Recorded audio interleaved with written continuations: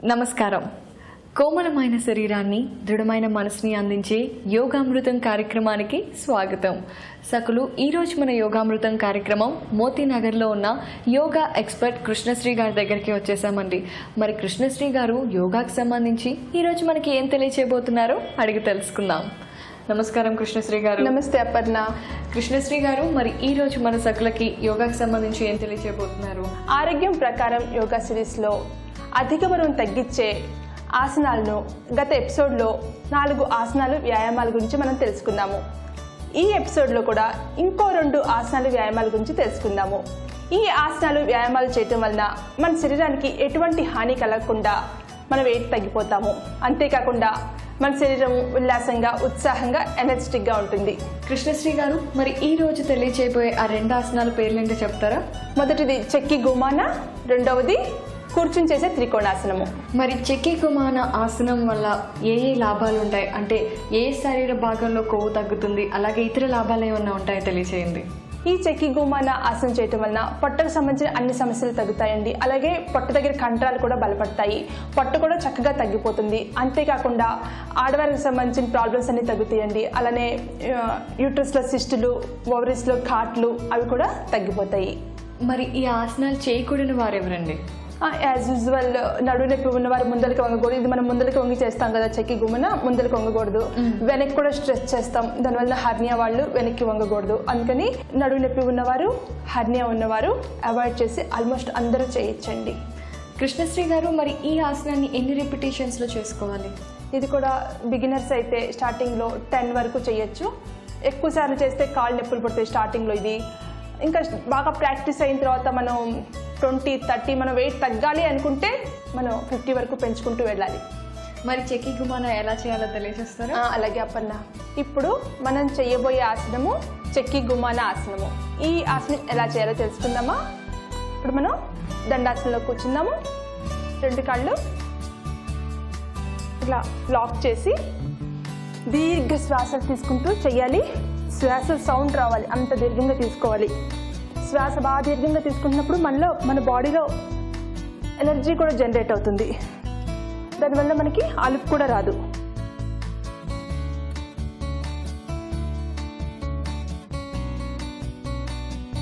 అలానే మళ్ళీ ఇటు సైడ్ కూడా పూర్తిగా వెనక్కి, పూర్తిగా ముందరికి. నడువు నొప్పి ఉంటే ఇలా ముందరికి వంగద్దు, గుర్తుంచుకోవాలి.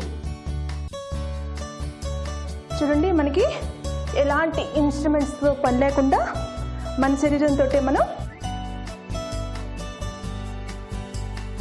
ఇప్పుడు ఆపేసాము. పూర్తిగా రిలాక్స్ అవుదాము. చక్కగా రిలాక్సింగ్ పోజ్లో కళ్ళు మూసుకుని 2 చేతులు ధ్యాన ముద్రలో పెట్టుకుని పూర్తిగా శ్వాసల మీద ధ్యానం పెడదాం. పూర్తి బాడీ మొత్తం రిలాక్సింగ్. ఆసనం చేసావు కదా అపర్ణ, ఎలా అనిపిస్తుంది?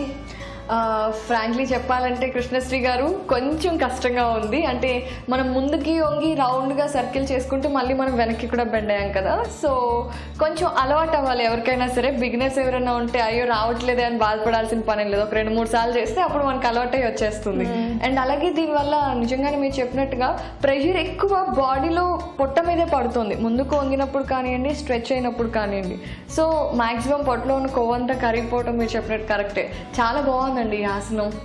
సో కొంతమంది చిన్న చిన్న ఆసనాలు చేస్తారు కానీ కొంచెం కష్టం అనిపించినవి చేయరు. బట్ ఈ ఆసనం చేస్తే మాత్రం చాలా మంచి బెనిఫిట్స్ ఉంటాయని ఒకసారి చేస్తే నాకు అనిపిస్తుంది.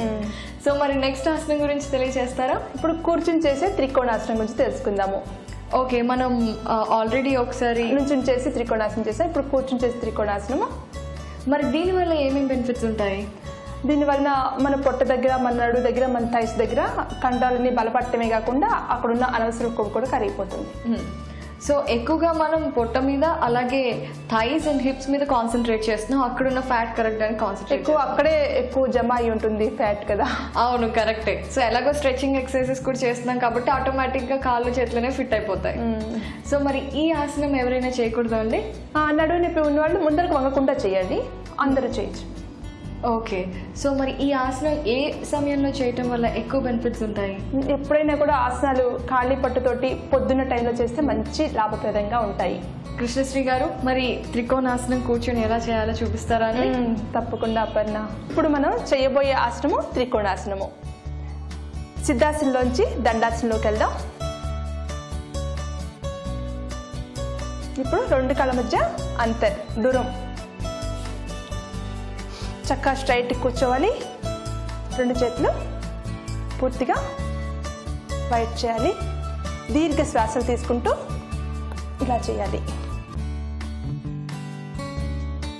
ఇలా చేసినా కూడా మంచి లాభం ఉంటుంది. శరీరం పూర్తి ఆరోగ్యవంతంగా ఉంటే చక్కగా ఇలా పూర్తిగా, మరీ పూర్తిగా వంగ అవసరం లేదు. స్పీడ్గా చేస్తే వెయిట్ అద్భుతంగా తగ్గుతాం.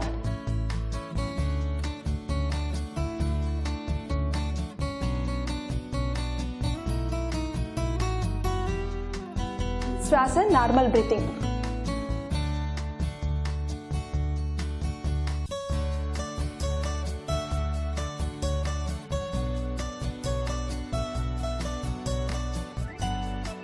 ఇప్పుడు ఆపేసి స్లోగా చేతులు రెండు పెట్టి రెండు కాళ్ళు దగ్గర తీసుకొద్దాం. సుఖాసనంలో కూర్చుని రెండు చేతులు ధ్యాన ముద్రలో పెట్టి బాడీకి విశ్రాంతి ఇద్దాం. శ్వాసల మీద ధ్యానం పెడదాం. త్రికోణాసనం చేసావు కదా అపర్ణ, ఎలా అనిపిస్తుంది? ఇది కొంచెం ఎక్కువగా కాన్సన్ట్రేషన్ అంతా మనకి సైడ్స్లో అలాగే నడుము మీద పడినట్టు అనిపించింది నాకైతే. స్ట్రెచింగ్ చాలా బాగా అయిందండి. బ్యాక్ అంతా కూడా రిలీవ్డ్గా అనిపిస్తుంది నాకు. అలాగే హ్యాండ్ స్ట్రెచ్ కూడా బాగా చేస్తున్నాం కదా. ఎవరికైనా మెడ కూడా మనకి మంచి స్ట్రాంగ్ అవుతుందేమో ఎక్సర్సైజ్. మెడకి భుజాలకి కూడా మంచి ఎక్సర్సైజ్ అవుతుంది. చాలా బాగుందండి. రెండు ఆసనాలు కూడా వెయిట్ లాస్కే కాకుండా ఇంకా చాలా హెల్త్ బెనిఫిట్స్కి కూడా ఉపయోగపడుతున్నాయి. ఇంత మంచి ఆసనాల్ని మన సకులందరికీ పరిచయం చేశారు. ధన్యవాదాలు కృష్ణశ్రీ గారు. ధన్యవాదాలు. చూశారు కదా సకులు, ఇదే ఇవాల్టి యోగామృతం కార్యక్రమం. మళ్ళీ మరో ఎపిసోడ్లో కలుసుకుందాం. అంతవరకు సెలవు. నమస్కారం.